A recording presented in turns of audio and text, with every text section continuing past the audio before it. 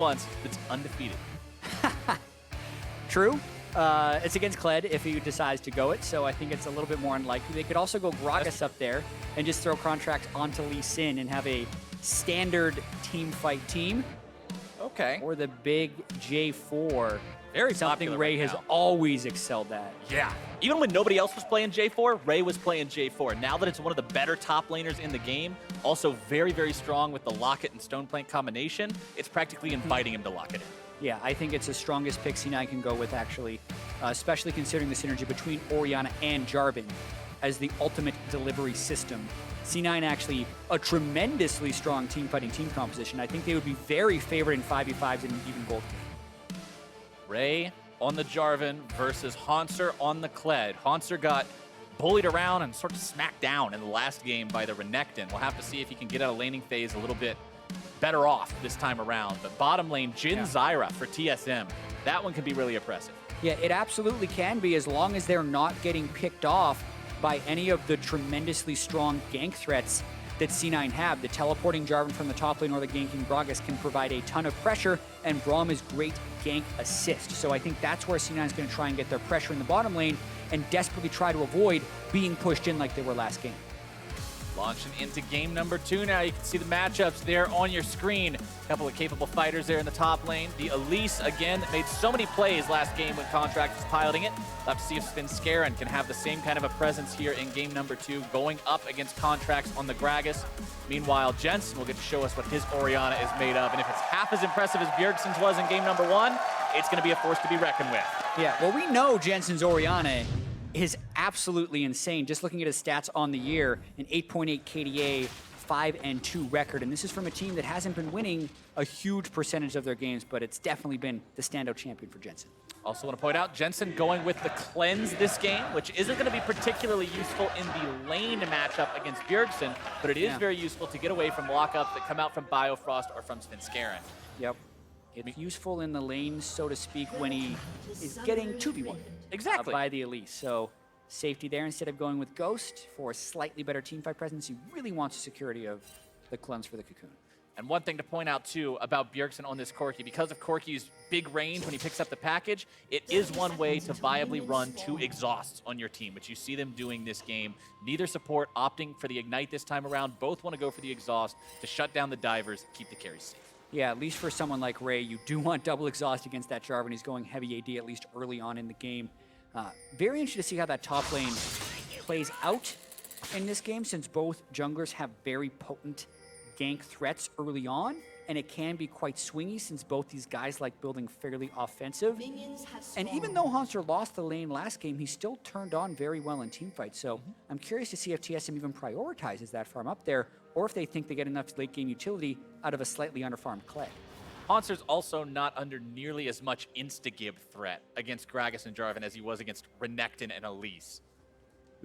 We got to watch this, though, because there have been a sneaky BRaum and Trist in the brush.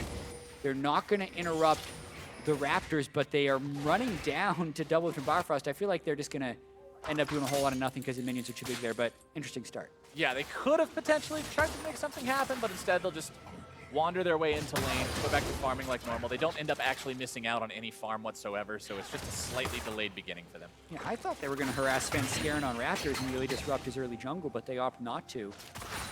But even in doing that, they're allowing DoubleLift and Biofrost to get the early shove on the lane, so kind of instantly on the back foot. And you know, going back to a time when Zyra was #1 pick ban for supports in the meta, it became this thing where you always wanted to contest her early on at level 1 so she couldn't get the seeds down, take control of the lane early. And with DoubleLift and Biofrost not having that contest in the lane at that point, you can see how they've taken over. Yeah, definitely hurts the laning phase here from Sneaky and Smoothie, giving the early shove to DoubleLift and Biofrost. Contractz would have a path that can make it down there, but Svenskeren beats him to the spot and can probably just ward up the approach. Svenskeren moving into enemy territory now. You can see the on my way ping coming out towards the blue bottom of Contractz. Might look to set up shop here. He will find Contractz, who body slams his way out of the way of that one. Svenskeren is low on mana and has no blue buff, by the way.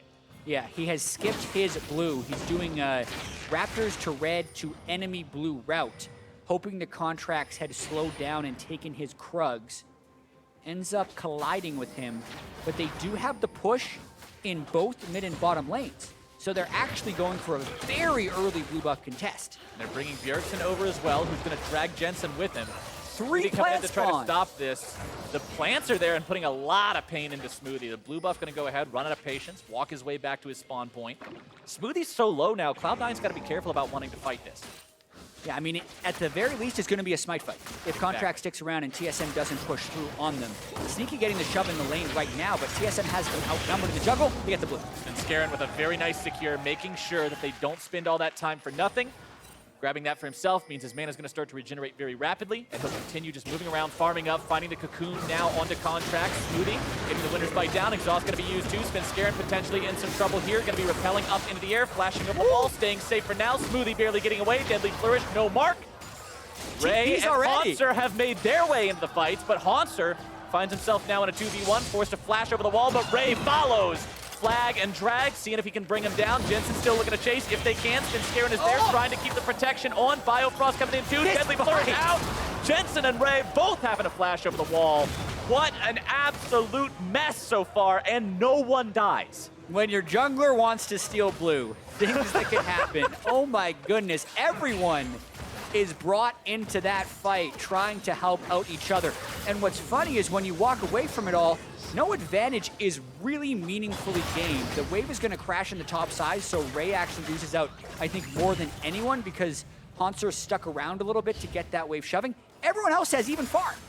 Yeah, farms even. Cloud9 did expend more summoner spells, though. They expended their mid laner flash, they expended their support flash, they expended their AD carry heal, and look at that. Exactly what you said from game number 1. We've seen this be 50-50 before. The fans heard and answered. Unreal. Flip a coin for the fan vote. Yeah, TSM did look stronger in that first game, but C9, I really like their team composition this game if they can execute on these plays. Losing the pressure in the top lane a little bit early and also losing their blue buff to Contractz does hurt their early game. Trist jump channeled exactly the way he needed to channel it to make sure that even though he was stunned, he still got to jump his way out of the danger. So Biofrost and DoubleLift not quite able to find the punish they wanted there. Keep in mind, Sneaky does still have his flash, but not the heal. And Biofrost and DoubleLift have yet to buy. Smoothie did go back to base to pick up an extra health crystal of combat stats. Starting to open up a big CS lead, though. That's 14 CS for DoubleLift over Sneaky. And DoubleLift won the CS battle pretty hard last game, too. He had a 25 CS lead by 10 minutes or something along those lines compared to the Kalista from Sneaky. And if he's able to do that every single game with this Jhin and just farm up to the point where you can start hitting those massive crits, that's a problem for Cloud9 because they were not able to address him. Meanwhile, Ray showing us why he's a Jarvan player, why he's a Jarvan picker. Keeping this lane shoved up in the top side. A very, very slight CS lead for him. The Hauntzer, again, just not able to have a whole lot of lane presence on this Kled. Yeah, and look at Svenskeren trying to live in the enemy jungle here, not letting Contractz become involved in the game. He's got a level on him. Decides to back out, but they do spot Contractz. So having total vision over the Gragas is at least allowing their bottom lane to try and maintain that CS lead. Bjergsen versus Jensen. Keeping an eye on this one, too. Jensen staying ever so slightly ahead in farm, but now Ray dismounted, got no flash. Moves onto Hauntzer, trying to find some damage, but recognizing that Hauntzer may remount very quickly. Jensen trying to get himself away from this one. Sidesteps the cocoon, barely avoiding the maximum range. And that is what he needs to do to get away from these types of plays. Popping the cleanse, keeping himself safe. Does not give away a free kill. Still no first blood, 7 minutes in. Yeah, very close laning phases in the other lanes that we're talking about, mid lane and top. And Contractz just now getting a little bit of revenge here. Perfect timing on the red buff respawn.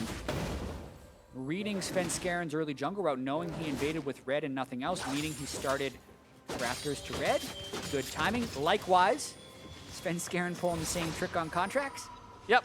Contractz saying, you know what, if Svenskeren's constantly trying to scare me away, constantly trying to fight me on a very dueling capable champion, I'm just going to steal whatever he steals and avoid the problem. Wise coming from him. Good job reading the opponent. Still a 400 gold lead for TSM, thanks to the farm leads that they have, mostly there in bottom lane, like we were talking about earlier.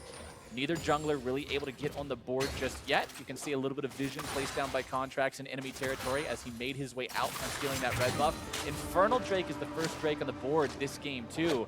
And a lot of times, Jatt, you don't see first Drakes be taken till later on in the game, like around the 15-minute mark. Infernal is the one that is commonly the exception to that rule. Oh, man. As now they're able to find the catch here on the Biofrost. The CC and the damage coming out. The flash does not succeed initially. Still able to keep him alive for now. Bio walks away, and Smoothie is ultimately punished. First blood for Bjergsen. Oh my goodness, that hurts for C9. They thought they had the damage, but it's just a Gragas and a BRaum. Biofrost also consistently getting off these 2 and 3 plant spawns in the jungle fights, which is turning so much damage. Baited by the control ward with no vision in the river, and C9 land both of their CCs. Post flash though, they can't get in range to auto attack. Gets that E off. It is just 1 plant, but then 2 more spawn afterwards. Allows Bjergsen to collapse down as well, since it was on TSM's side of the map. And Bjergsen's got to be really happy about that one too, because that is an early but yet successful package delivery. You almost never get to see the early packages be useful for anything. A lot of the time they just get shot off in the jungle and don't accomplish a whole lot. But being able to use one of those to actually make a play comes through pretty big. Yeah, you got to be really careful when the package comes out as well. So that's actually pretty bad timing for C9 to make that invade. Oftentimes, when we first saw Corki, you actually tried to invade the enemy jungler with package right away because it's such a power spike at that moment. That was kind of the ideal play. So C9 did leave that opportunity open for TSM. Now TSM going for that Infernal Drake. Like I mentioned earlier, this is the one that teams will go for pre-10 minutes. And TSM will not be making an exception to that rule this game, grabbing themselves extra damage, especially with Jhin and Zyra on your team. That's going to be ferocious later on. Yeah, it is far and away the best Drake for Jhin in particular. He has so much AD scaling in his kit. He actually scales more multiplicity with Infernal Drake than any other champion in the game. So I'm going to be very happy about that for TSM. Not to mention, everyone on that team will be building AP or AD, which is also rare. You've got a bruiser top laner, you've got a bruiser jungler, you've got an AP support. Everybody's getting their worth out of that one. Bjergsen now going to be caught out, because the same thing that happened to Jensen last game happened to him now. Very, very close, but he still walks away. Oh, a flash into the auto attack, and Jensen returns the favor from game number 1. Anything you can do, I can do better. Bjergsen with the greed right there. Jensen gets the proc at the very last auto attack, follows Bjergsen through flash, and he just had to back away with that minion. Watching it one more time. Doesn't land Frost Bomb. Jensen goes, gets Shockwave, still weaving in the auto attacks. Gets him very low, and then Jensen right here. Bjergsen wants that 1 minion, but he's in flash range. Flash QW because the ball then follows him since he had it on his head. Disrespect by Bjergsen, gets punished. Bjergsen now 1-1 on that Corki, 10 CS behind his opponent. Morello Namicon completed for Jensen, means he's going to be exactly where he wants to be on this Ori. Mana regeneration, ability power, cooldowns, all that good stuff. As Sven and Hauntzer move themselves up topside, looking to take down the turret first blood, but Cloud9 has plans of their own here in the bottom part of the map. Contractz over the wall, looking to come in, trying to find the cast on the DoubleLift, flashes away to get himself to safety, and now they might be able to repel this attack. Curtain Call opens up, Ray trying to make his way into the fight. Hauntzer's already there though too. The flag and drag not going to accomplish a whole lot just yet. Hauntzer still kept alive for now. Root comes out, only finding its way onto Smoothie. TSM happy with repelling this attack for the time being, but now they might be in some trouble. Biofrost going to be taken low. Here comes the pit, and they are stuck. 2 kills in the way of Cloud9, a double for Ray. And even if it feels like you're winning the 3v4, you have to remember it is a 3 versus 4. You don't chase it. You don't chase it. They repelled them from the turret, and Svenskeren solo pushing the top lane is not good. C9 pounce exactly when they need to return, as TSM was chasing out. They get what they wanted eventually with that TP play. Bjergsen gets greedy, then the rest of the team gets greedy. TSM has got to be careful with these deadly sends this time around, because they are getting punished time and again. Yeah, greed once again. The initial dive was guarded very well against. Elise is in the top lane, so C9 know they can go. DoubleLift flashes, doesn't get instantly killed, and Biofrost doesn't get hit by the Smoothie Q, so they're fine. And then the ultimate opens up, they're thinking, even better, now we can poke them down and save our turret for sure. And you didn't get Ray, you got his flash. It's time to stop. The flash wasn't burned by Contractz Gragas, and Ray's cooldowns will come back up. Rocket jump slows him. Ray gets his ultimate up, doesn't even need his EQ, and they get 2 quick kills in that Cataclysm. TSM so overzealous going in after that one, especially when Biofrost doesn't even have his ultimate. I mean, he's still level 5. There were no Stranglethorns involved in that fight. Have to wonder how much these guys are going to be looking to go for, as Biofrost finding the catch here onto Sneaky, but the damage there isn't quite enough to really pose a threat on him, not with Smoothie nearby. 1 turret to 1 overall, 20.2 to 20.2 thousand gold. These teams, again, just blow for blow. Even though Cloud9 has got that kill advantage, it's TSM with a massive farm lead there in the top lane, even though they're falling behind a bit in the other two. Yeah, Ray has had larger impact with these teleports in, but still down about 200 gold on account of the farm.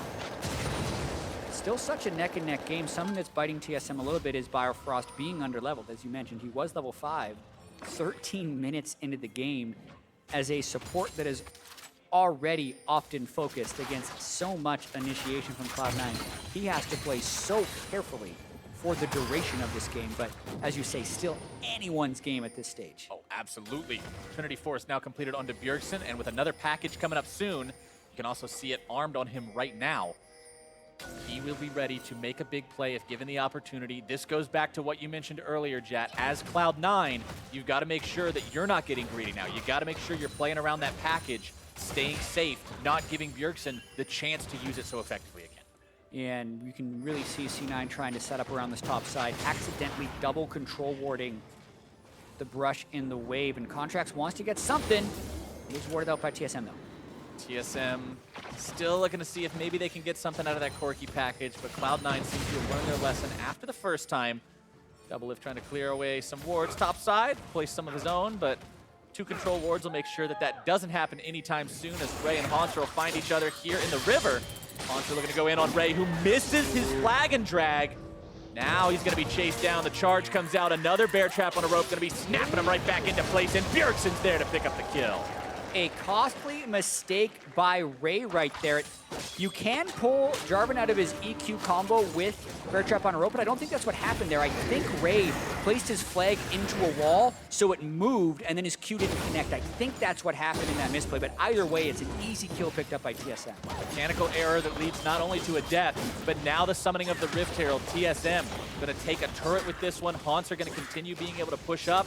He's got his jungler on this bottom side of the map too, so he feels safe down here.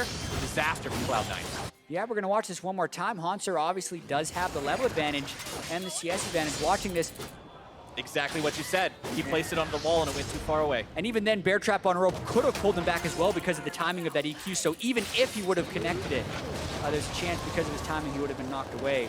A lot of things going TSM's way here in the last few minutes, including a second Drake. Cloud Drake on this one.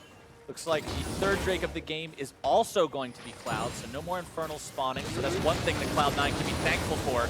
Bjergsen and Jensen going at it, 1v1 yet again. Exhaust out, curtain call opened up. Jensen trying to flash away. Second shot hits, third shot hits, fourth shot hits!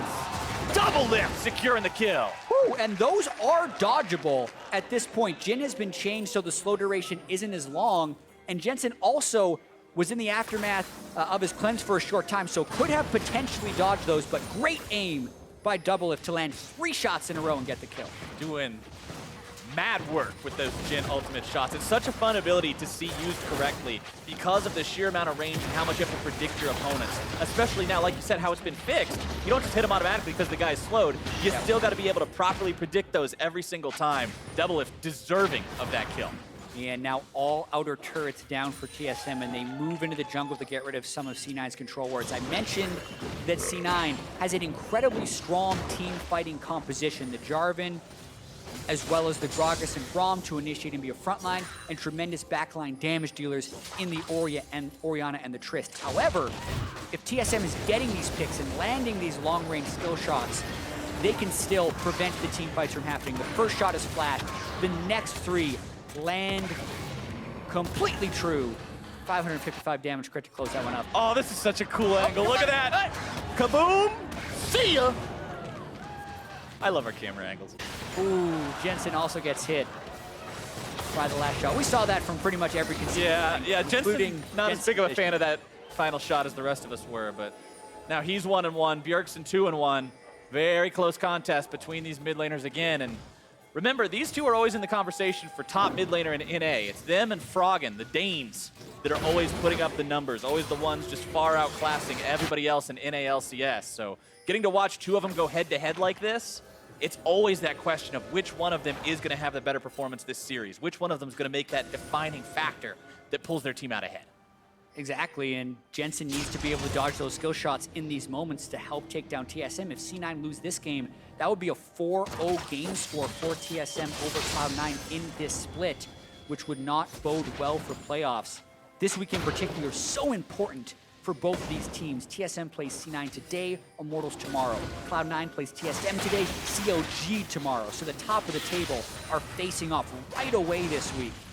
And that dictates a lot of momentum moving into playoffs, even though it is still 5 to 6 weeks away. And not even the momentum of just moving into playoffs, but even going on to that second game this week. If you have a demoralizing 0-2, that doesn't bode well for having to go up against an equally tough opponent in the next 24 hours. Cloud9 really wants to at least take this to all 3 games. This is a team that, remember, took TSM all the way in a best-of-5 in the spring split playoffs. It came down to a single team fight that they were unfortunately unable to execute on that gave the game over to TSM. You can't say TSM didn't earn it. They played the series very well. They played the game very well. But that moment has still got to be living in the minds of the Cloud9 players and the Cloud9 team. They want to get revenge for that one. Exactly. Back-to-back final showdowns between Cloud9 and TSM. And Cloud9 has beaten TSM with some level of regularity in the regular season.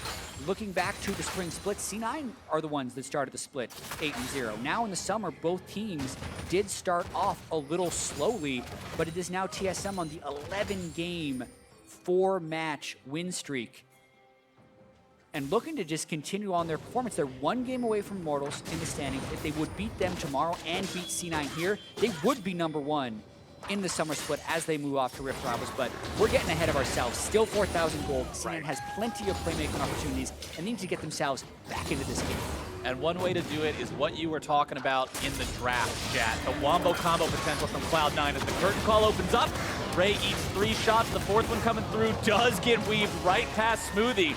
Charge coming out, looking to make this fight happen if they can. Bjergsen with a delivery over the wall, but can they continue the fight? The shockwave comes through, not going to be finding anyone. Hauntzer dismounted. Bjergsen and the rest of TSM disengaging this one, not quite finding their mark. Yeah, they might try and use this to get vision of the Baron area, though you can see some of the strength of the C9 frontline there. TSM, very difficult for them to get into that fight and stick. Not the same type of team fighting power TSM had in game 1. Cloud9 still down 4,000 gold, still only have 1 turret, no Drakes, so they've got quite a few hills to climb over if they want to find a win in this one. But that wombo combo potential in a team fight. You just get one good fight where Ray traps a couple different people in that ultimate, throw a shockwave on top of it, you can still turn this. And if Sneaky can get to the point where he scales up to a high level, he's got plenty of attack range, he's got 3, maybe even 4 items under his belt, there's always that possibility to win a team fight. Yeah, it feels like everyone's going with that Infinity Edge Static Shift rapid fire cannon build. And when you hit that on Trist, you are so powerful. And there's not many people on TSM that can build defensive. So Cataclysm into Shockwave at any point would be lethal. Svenskeren finding out Ray. Oh, he's out. This Elise is actually higher level than the Jarvan and takes him down 1v1, just chases him. Yeah, Ray didn't want to flash away because Svenskeren may have even been able to chase just with a simple repel, so really not a good game for Ray. That's the second almost just questionable death where he dies off on his own without much effort expended by TSM, and that's a killer for your map pressure in general and allows TSM to start taking over. And this is a very different story from game number 1, as Sneaky might be caught out a little bit here. He seems to be okay, but recall back to game number 1, Impact bullying Hauntzer around. He was the one who was up 40 CS over his opponent. He was the one drastically winning the 1v1, but now in game 2, even the enemy jungler is 2 levels up on Ray, and he just has no presence. Exactly, they even saved the last pick for the top laner.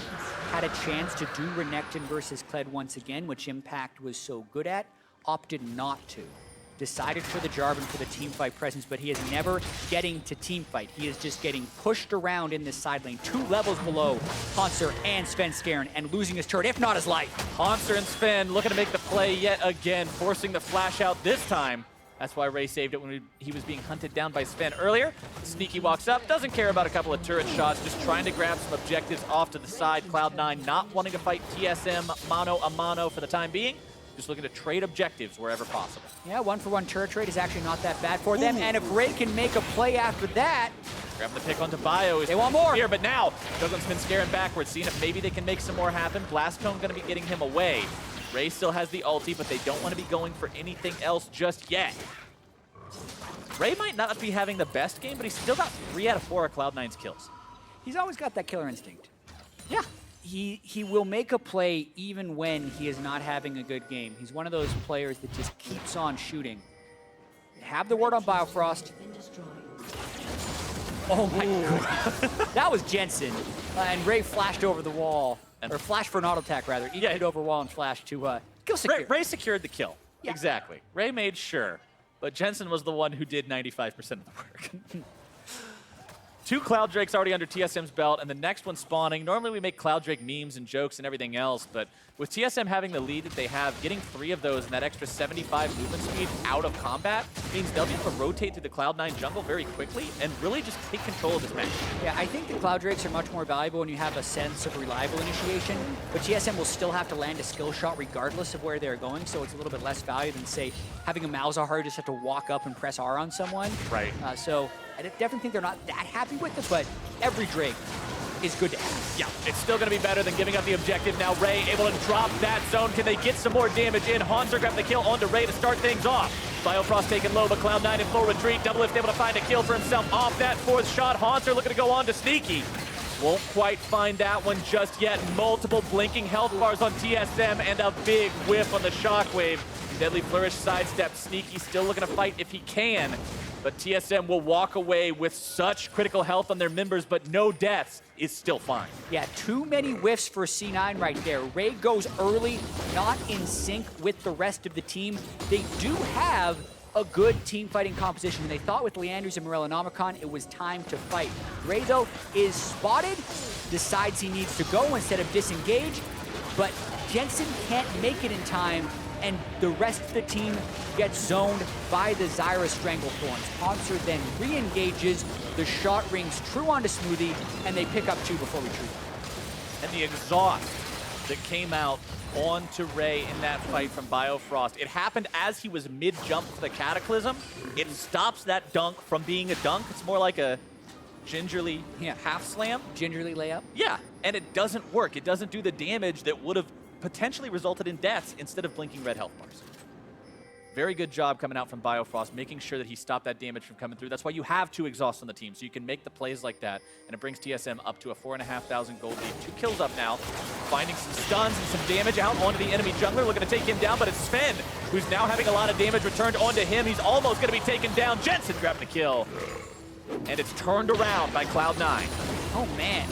Just a slingshot of a health bar the Contractz has there. Gets the shield, the heal, as well as the Spirit Visage enhancing the Gragas passive. It looked like he was going to get bursted down, but they turned around and they actually turned straight for Baron. They still have Shockwave, they still have Cataclysm, and they know they're in a 4v5, so C9 trying to make a play. Now they're starting things off, grabbing the kill onto Biofrost. It's a 5 versus 3 for Cloud9, and Sneaky is just zoning away the remaining members of TSM. Bjergsen coming into poke. We're going to see what he can do here. There is a lot of damage potential coming out from this Corki. Winter's Bite is laid down. Bjergsen's going to flash away, caught out, stunned up, brought down. Sneaky grabbing himself that kill as Cloud9 again says, leave us alone. We came for the Baron. They're going to be forced off of it for now. Hauntzer walking away. Bjergsen gives up his life, but they will stop the objective take. Sneaky over the wall. It's going to make Baron a little bit mad there. And DoubleLift held his curtain call that whole time, which is I think why C9 didn't want to restart the Baron again in a 5v2, but they still get so much off of that play, being able to turn around the aggression from Svenskeren and then played around the Baron there pretty much perfectly, I'd have to say, peeling for the kills and actually hitting the shots. They landed the skill shots from Smoothie to secure the kills. Cloud9 showing that they might be down, but down does not mean out. It ain't over till the Nexus explodes, and with plays like that, they can easily work their way back into the driver's seat of this game. But they will need to shut down TSM's overall control of the game, which has not ceased since early on. TSM has always been the one making the decisions. True, but they're at such a strong point right now, they should continue to force. The rapid fire cannon being completed on a Sneaky makes him very strong. They are rushing this Baron. Cloud9 trying to take it down as fast as they can. Smoothie going to be blocking off some of the damage. Baron taken down. Sneaky grabbed the kill, but it's Smoothie who's killed off first. Ray into the back line, now going to be collapsed on by the rest of the team. Cloud9 looking to get away if they can. Jensen trying to port back if he can do it. Svenskeren trying to go in, almost going to be brought down. Hauntzer looking to chase these guys, but he's all alone behind enemy lines. Dismounted, brought low. Jensen going to be taken low as well, but Sneaky grabbed the killing spree onto Hauntzer. Cloud9 still retreating. It's a 1-for-1 so far. Support for enemy top laner. They grab the objective and they get the favorable trade. And it looks like the communication finally synced up there for C9. They secured the Baron, Smoothie fell, Ray EQ'd in, and then held his Cataclysm. He retreated and used it to buy time, and the rest of the team kited back as Hauntzer chased to pick up one more kill. Oh my goodness, Sneaky on a rampage. Special delivery. That's a lot of damage coming through. Static Shiv, Rapid Fire Cannon, Tristana onto the very squishy Zyra. Not only do they get the Baron, they pick up the kill advantage on the backside, and Drake is still up. Cloud9 has just completely brought themselves back into this game, Jatt. This was a team that played the first 25 minutes on the back foot. They waited, they scaled, now they're in a position of power. They've nearly tied the gold up. They're pushing down the mid lane. They've got the 5 versus 4 advantage for the next few seconds, so they'll take down this tier 2. They are looking good. They just have so many tools now that they are knocked down in gold, and they are willing to force these 5 versus 5s. Ray's Jarvan, Smoothie's BRaum, but also the scaling of the Trist at this point to activate the BRaum passive and the ever-present threat of Jensen's Shockwave, which is a tool TSM had last game. They want to keep going. This tier 2 is not going to be stopping them today, bringing it down low, and look at how much damage Sneaky does to these turrets. This is the strength of the Trist. It's kind of like a Caitlyn in that item scaling you were talking about. You hit 3 items, and all of a sudden it goes from, okay, Trist is sort of an issue, to Trist is a problem. Yeah, first gold lead C9 has had, as far as I can remember this game, so they have absolutely activated, and TSM is reeling. They have to find a way to recover and find their space in this game, but they haven't necessarily hit those points. They don't have the stone plate on his Kled, and they don't have the stickiness in these team fights. Hauntzer trying to take down this Cloud Drake, make sure that TSM maintains that advantage. Oh my goodness, no way! Svenskeren now in some trouble, having to rappel down, trying to get himself away from this one. Oh, Ray coming man. in the back line, and TSM is in some trouble. Ray creates the pit, and now they're going to be routing TSM. 2 dead, Bjergsen included. It's a 5-man push from Cloud9. Murphy's Law was in full effect here for TSM. It just fell apart. Everything that could go wrong did. They lose the Baron. Hauntzer dismounts on the Drake, and Sneaky comes in to the last hit it. This, even though the gold is only 1,000, almost feels like it's all but over. The momentum is so heavily in C9's favor. Baron up, 3v5 now. They're going for a push. Cloud9 pushing down the mid lane, 5 men strong. Bjergsen and Svenskeren not responding for another 15 seconds. TSM will not even bother trying to defend this one. Cloud9 will take first inhib 31 minutes in, pinging back into the enemy jungle, taking everything with them. It's going to be a scorched earth policy here in this jungle. Let's watch TSM leash the dragon one more time. Hey, no one clears the little baby ward there, so they know that Svenskeren isn't in smite range. He comes around the way where he couldn't just jump in the back of the pit, and then Ray also lands his TP into a beautiful knockup and a 3-man trap in the Cataclysm, forces DoubleLift Splash, and he gets the kill on a Bjergsen and Svenskeren. That sets up the turret. This has been an absolute rampage. Svenskeren? Whoops. Now you see him, now you don't. Cloud9 grabbing themselves kill number 12. That kind of trigger pull is exactly what's going to keep these pushes alive. The momentum for C9 has been unstoppable since they got that Baron buff, and it's not quitting anytime soon. Inhibitor turret number 2 going to be dropping now as the Baron power play of almost 6,000 gold has catapulted this team into a potential victory position. 2 inhibs down. Contractz not quite able to make the play he was looking for there onto DoubleLift. Bjergsen double gonna have to pull out something crazy to make this defense happen here. Smoothie down below half HP, needing to be careful about being the front line that he wants to be. Sneaky, so strong. Yep, Baron is down, so they're going to be a little careful, but there goes Ray. Ray into the back line, looking to start this one off, finish this game if he can. The pick comes out, Ray now retreating, Nexus turret number 1 down. Sneaky putting those shots into number 2. Bjergsen coming in, trying to stop these guys if he can. Shot comes out. 4th shot making its way onto Smoothie, package delivery, but now Bjergsen's going to be in some trouble. Sneaky going point blank, takes him down, dominating for the AD carry, as now Hauntzer's going to be dismounted. C9 looking to win this fight and win this game. A double kill for Sneaky. Looking to make it a triple. Biofrost going to be taken down next. Sneaky still keeping himself away, shielded up, staying alive. Svenskeren cannot do anything. Quadra kill for Sneaky. Can they get it? I don't even know if they care. The Nexus is the target. DoubleLift will not give the Penta, but it does not matter. Cloud9 will take us to game 3. Get him, Sneaky.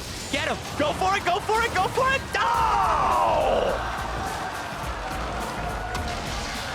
There's a guy in the audience that I could see the visible anguish on his face as that Nexus exploded, and I feel you, guy in the audience.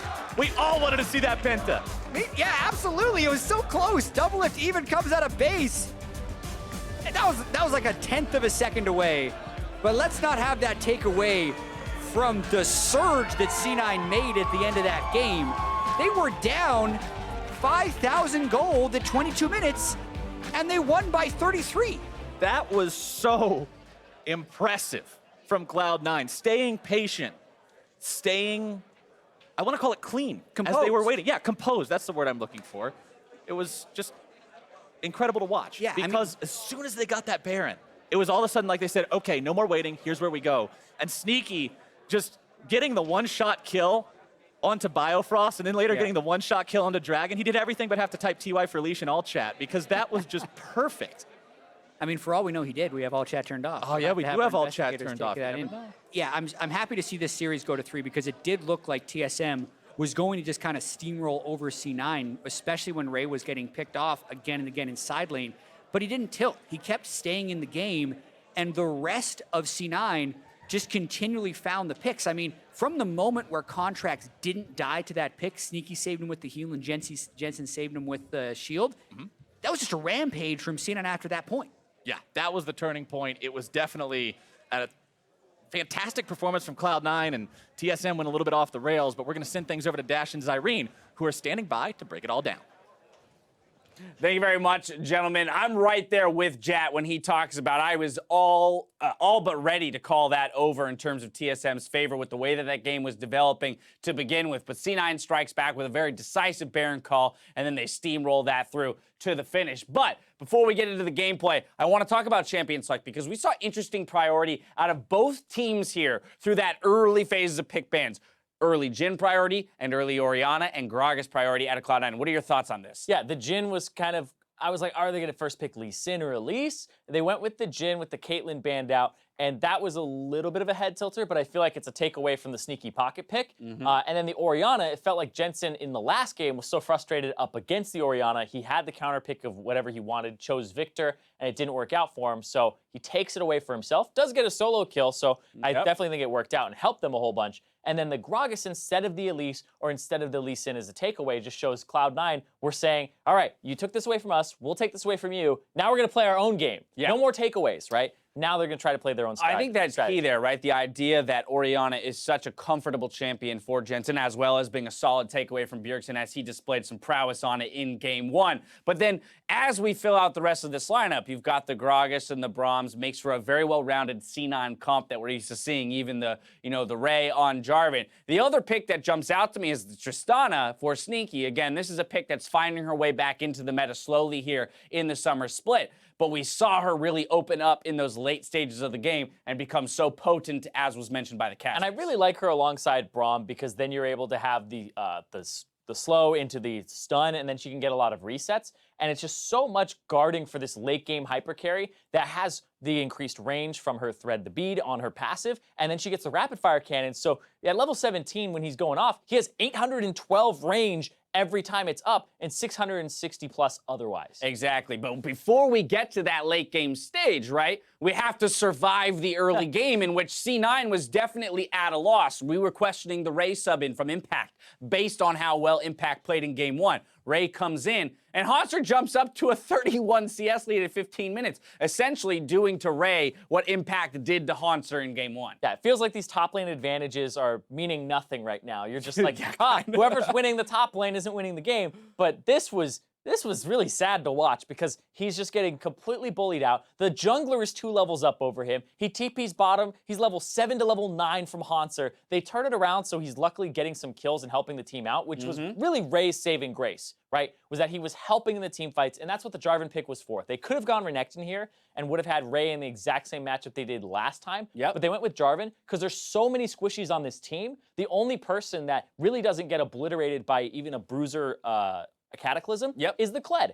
Everybody else, if you can lock them down for your Orianna and deliver the ball, it's a much more reliable system to use than having a Renekton here that can get interrupted or rooted and knocked back and stuff, where the Jarvan can EQ through roots from the Zyra. I was going to say, as underleveled as he may be, he's still going to be able to deliver that ball. He's still going to be able to corral people into one area. And again, give Sneaky the platform through which he can mow through the rest of the team. So, of course, we saw that really decisive Baron call out of C9. Helps them kind of reset the map and the match entirely for themselves. And then Sneaky does all the work. He does all the work, mowing people down. We saw the Quadra, almost the Penta at the end, as well as the Dragon Steel itself. It all comes through for him. Yeah, they get the pick on Biofrost with the explosive cask, and then Sneaky frontlining there and just able to just zone out. Contractz leaving the pit, and this is just constant baits here, right? It's like, wait, who's actually doing the Baron? That's that range you're talking about, though, late game, right? Along with the BRaum Q, it's almost impossible to get away from it. If BRaum flash Qs, then you're able to follow up with that gigantic range. And right there, gigantic range on that as well from Sneaky. We're talking 800 plus at that point, where it just comes out of nowhere with the crit. And now he gets the resets. Here's that jumps too. Oh, right as we move. Just like the Nexus exploding on the Quadra, it happens again. No, we got robbed. But you saw there right at the end, Ray coming in to set up that play, right? That's a big number of kills that are going to go over to C9, give them total map control and map pressure. You can see how quickly the tides turn from a TSM gold lead of 4.75K all the way down to a 6K gold lead at the end of the game for Cloud9. And hey, we're moving to game 3. I think that's the big thing we got to talk about is that now we get to see it. Let's go. Ask and you shall receive. Ray goes into the back line. Boom. This Double is knockup. exactly what he was picked for. He waits for the Valkyrie and then uses the Cataclysm afterwards. So Bjergsen is stuck in there, and then Sneaky gets the W, gets the reset. Sneaky picks up player of the game 9, 0, and 5.